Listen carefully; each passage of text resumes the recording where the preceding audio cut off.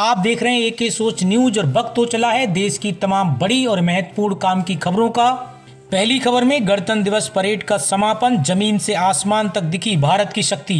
भारत में 76वें गणतंत्र दिवस का जश्न मनाया जा रहा है। मुख्य समारोह कर्तव्य पथ पर आयोजित हुआ, जहां राष्ट्रपति द्रौपदी मुर्मू ने तिरंगा फहराया। इस समारोह में इंडोनेशियाई राष्ट्रपति प्रबोवो सुबियांतो भारत के मुख्य अतिथि रहे। परेड में इंडोनेशिया के मार्चिंग दस्ते ने भी कर्तव्य पथ पर परेड की।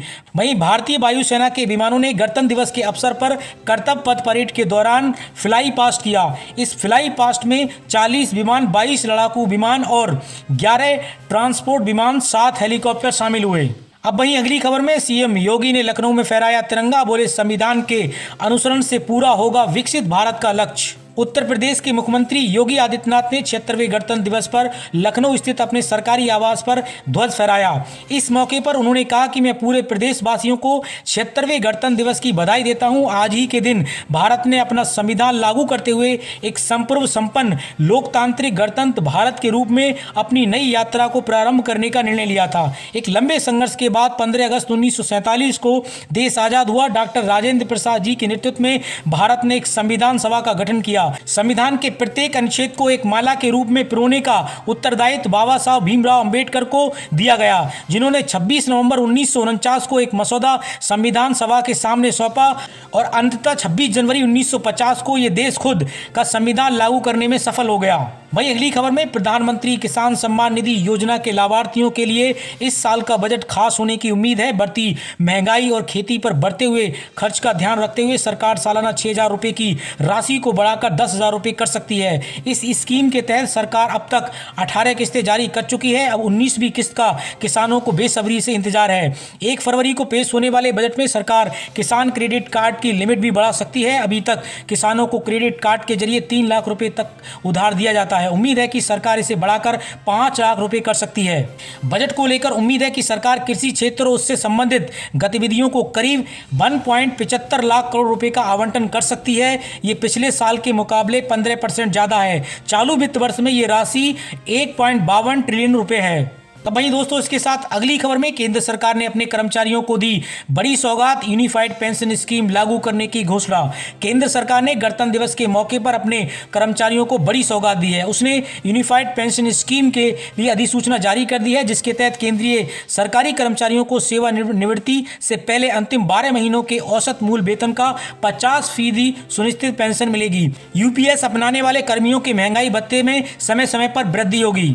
अमृत 1 में जहां पाइप पड़ चुकी है वहां कनेक्शन होना है और नए क्षेत्रों में अमृत में 2 इसे डलवाने का काम कराया जाएगा। केंद्र सरकार ने इस योजना के लिए 8,161 करोड़ रुपए की धनराशि स्वीकृत कर दी है। राज्य सरकार ने इसमें अपना अंश मिलाना है। इस योजना में कुल 24,000 करोड़ रुपए खर्च होना है। इस योजना में 3 प्रमुख काम होने हैं। पहला, जहां सीवर व पेयजल के लिए पाइपलाइन नहीं पड़ी है, इसे डलवाना है और इसके अलावा पार्क में व हरियाली विकसित करने का काम किया जाना है। वहीं इसी के साथ अगली खबर में इस साल बिहार सरकार देगी 12 लाख लोगों को नौकरी। गांधी मैदान में राज्यपाल का बड़ा ऐलान।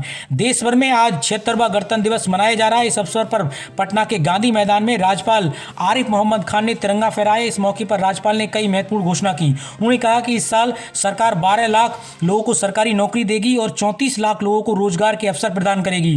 राज्यपाल ने बिहार सरकार की उपलब्धियों को भी गिनाया, जिनमें बीते सालों में 9 लाख नौकरियां देना और शिक्षा, महिला सशक्तिकरण क्षेत्र में काम करना शामिल है। इस अवसर पर आईपीएस भानु प्रताप सिंह ने राज्यपाल को परेड की सलामी दी। इसके बाद 20 कंपनियों की परेड निकाली गई। इसके बाद 15 विभाग की झलकियां भी निकाली गईं।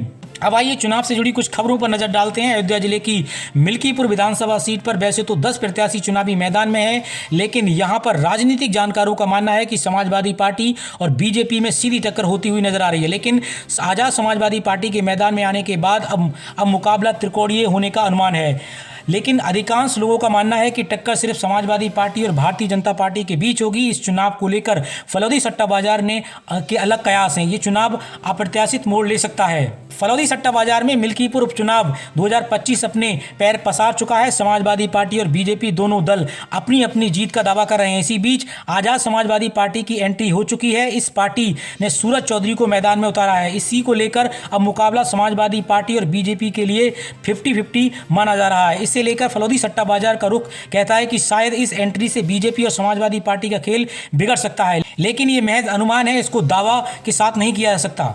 वहीं अगली खबर दिल्ली विधानसभा चुनाव से जुड़ी है। दिल्ली में 5 फरवरी को होने वाले विधानसभा चुनाव के लिए भी फलौदी सट्टा बाजार ने एक ताजा भविष्यवाणी की है। राजस्थान के फलौदी सट्टा बाजार ने नए भाव में आम आदमी पार्टी को 37 से 39 सीटें दी हैं। ऐसे में आम आदमी पार्टी बहुत चमत्कारी आंकड़े को आसानी से पार कर सकती है। हालांकि नए भाव में आम आदमी पार्टी को कुछ सीटों का झटका लगा है। कुछ दिनों पहले फलौदी सट्टा बाजार ने आम आदमी पार्टी को 39 में से 41 सीटें दी थी। ऐसे में बाजार के अनुमान के अनुसार आम आदमी पार्टी को 2 सीटों का नुकसान होता हुआ नजर आ रहा है। वहीं दूसरी तरफ फलौदी सट्टा बाजार का अनुमान है कि भारतीय जनता पार्टी दिल्ली विधानसभा चुनाव में 31 से 33 सीटें जीत सकती है। बाजार के अनुमान भारतीय जनता पार्टी इस वक्त बहुमत के आंकड़े को पार तो नहीं कर सकती, लेकिन इसे वक्त बने माहौल के चलते भारतीय जनता पार्टी 2 सीटों का फायदा होता हुआ नजर आ रहा है। बाजार ने कुछ समय पहले भारतीय जनता पार्टी के खाते में 29 से 31 सीटें जाने का अनुमान लगाया था। ऐसे में भारतीय जनता पार्टी इस वक्त 2 सीटों का फायदा होता हुआ नजर आ रहा है। वहीं फलौदी सट्टा बाजार ने अभी तक कांग्रेस पार्टी को जीत को लेकर कोई पूर्वानुमान जारी नहीं किया है। सट्टा बाजार के